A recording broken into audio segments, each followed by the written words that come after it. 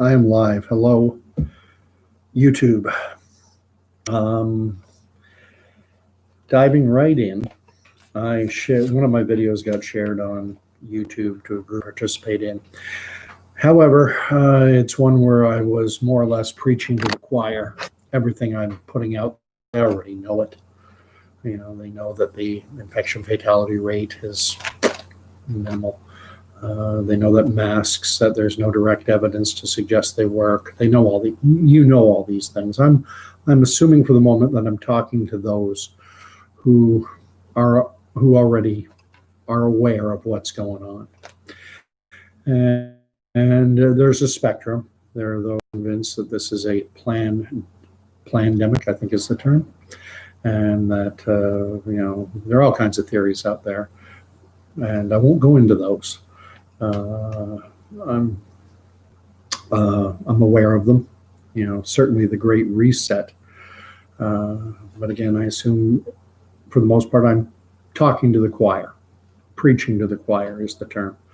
And so the question was put to me, you're telling us everything we already know. How do we convince those who, and I don't like this term. A lot of people say, you've got to wake up. And that's an argumentative term, and I'm going to talk about this, something I have some training in.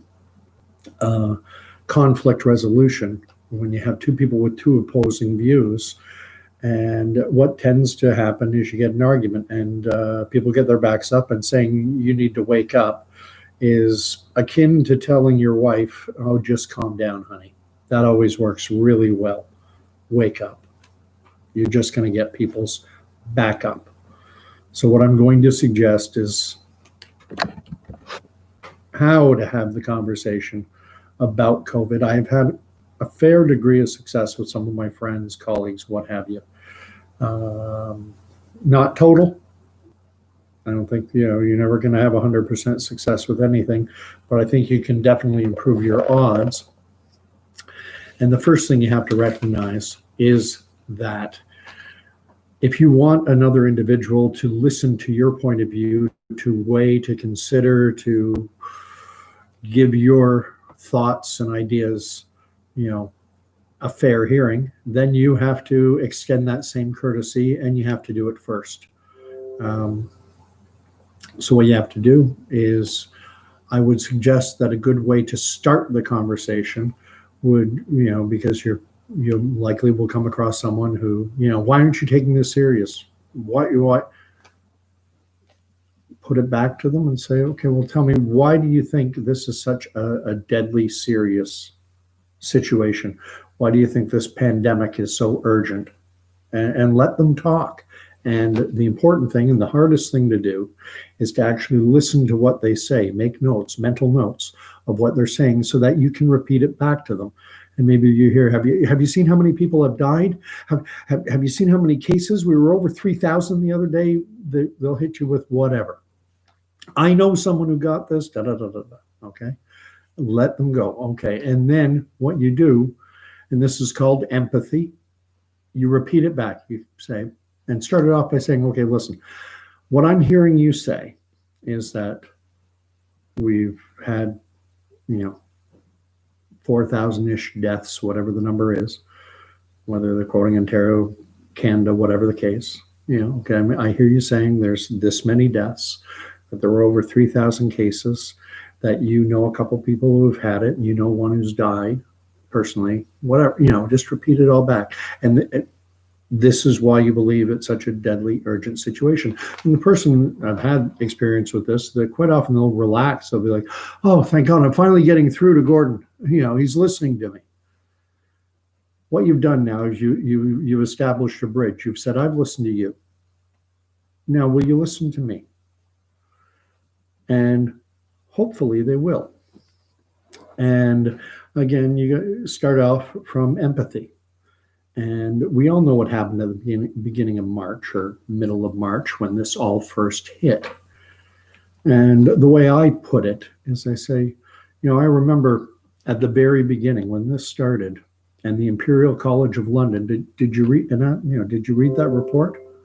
The Imperial College of London, one of the most prestigious scientific institutions in the world put out a report. It was done by their coronavirus response team. And they modeled what was expected, what they were forecasting for Great Britain and the United States. They didn't model Canada or any other countries, but they said that other countries, especially westernized countries, that they could expect similar results on a per capita proportional basis. And, oh no, maybe they didn't read that, maybe they heard it. So, well, what they were predicting in the United States was 2 million people dead in the first year if nothing was done. 2 million deaths. And that with lockdown measures, they call them non-pharmaceutical interventions, or NPIs. Let's just call it lockdown. If we did these lockdown things, that number could be cut in half. But even still, they said that even with the NPIs, the lockdown measures, that we were going to be lining up 8 deep to get a bed into ICU. For every bed in our intensive care units, there was going to be 8 people lined up waiting for it. And it was scary. We're talking Spanish flu here. That's what we're talking about, and it was a frightening scenario. And this is where cognitive dissonance comes in. Cognitive dissonance is when you've been told something that's not true and you believe it like a dog on a bone. And when the reality doesn't match what your belief system has been the belief system you've created because of what you've been told, then, and a lot of people will resort back to what they were told, the lie they were told at the beginning, and they'll make it their truth. So, what we were talking about was 100 in Canada. In terms of Canada, they were predicting 100 to 200,000 deaths. 200,000 deaths if we did nothing, 100,000 with lockdowns, and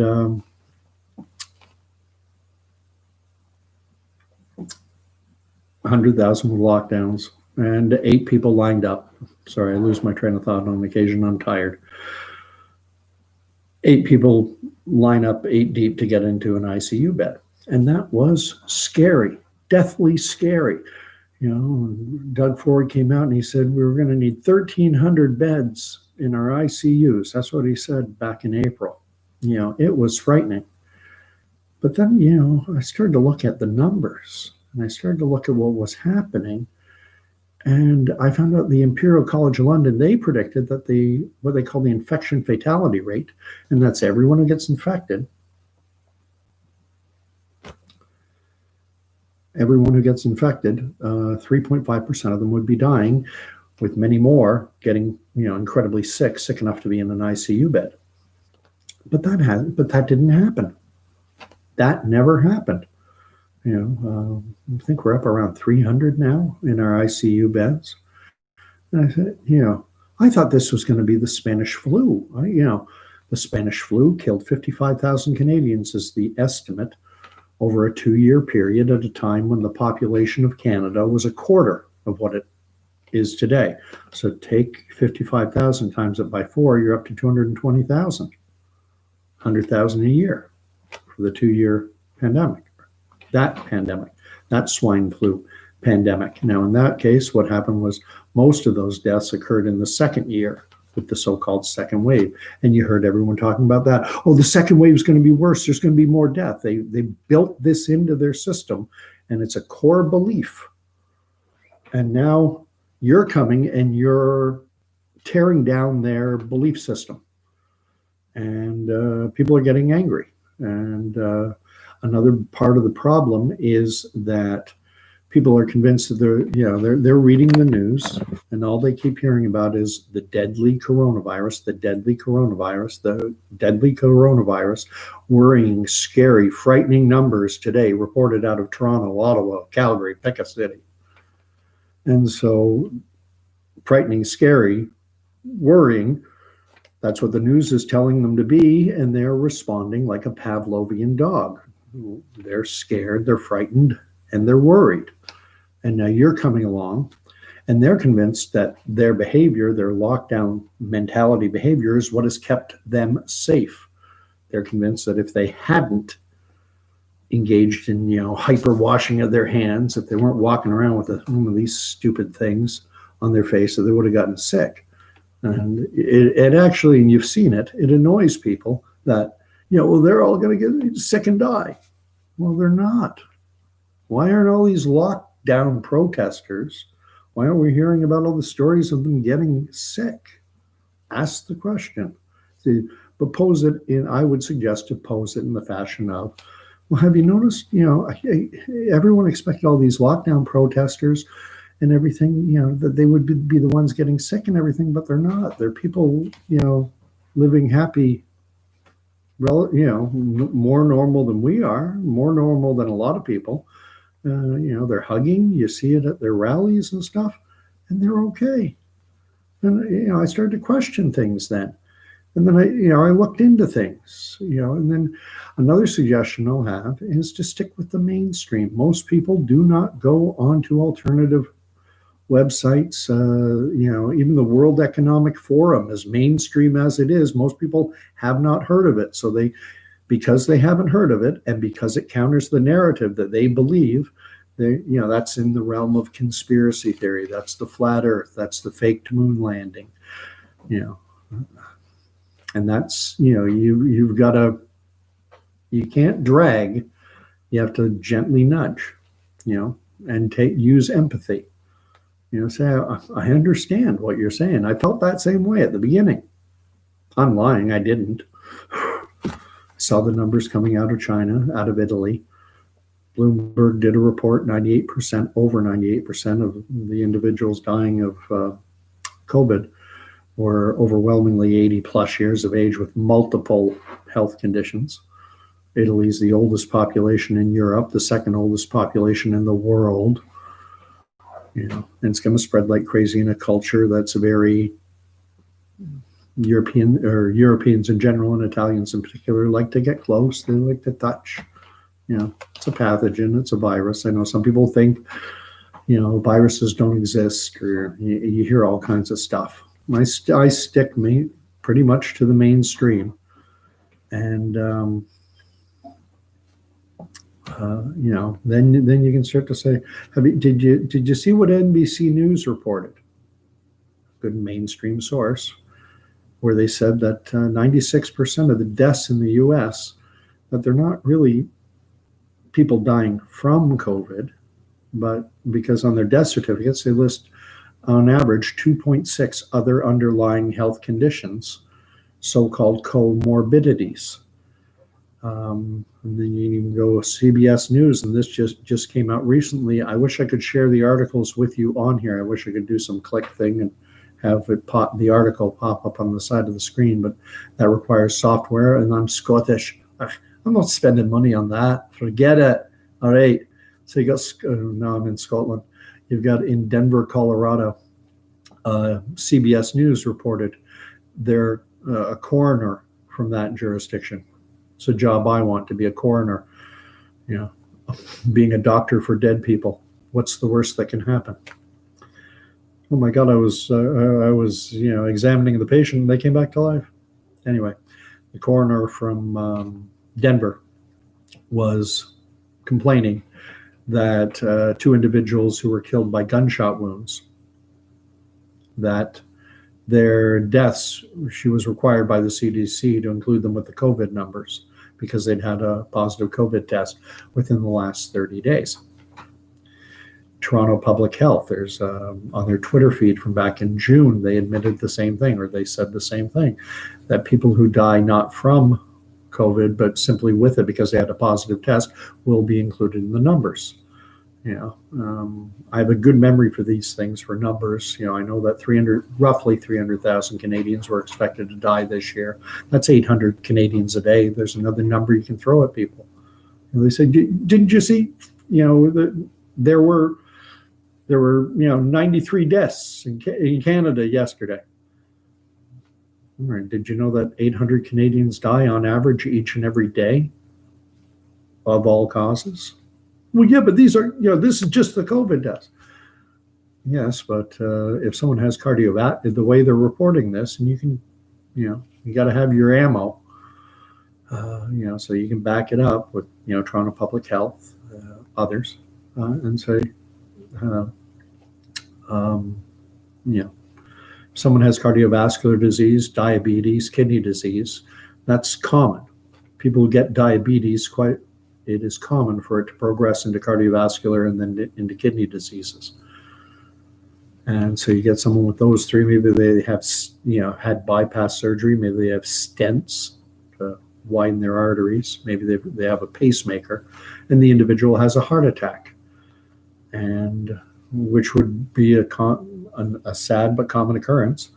Well, if they have a positive COVID test, they're not going to be counted as a diabetic, cardiovascular, or kidney disease death. It's going to be counted it's going to be added to the COVID numbers. And I don't know why they're doing this.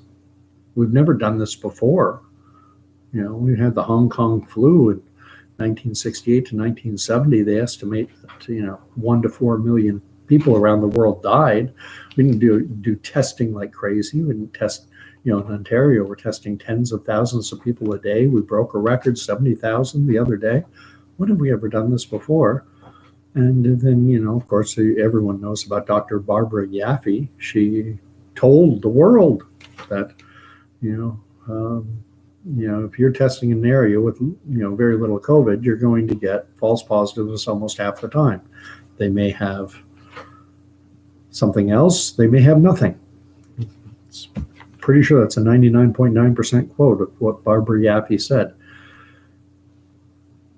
If you get confrontational with people, they get confrontational back. I'm going to end this now.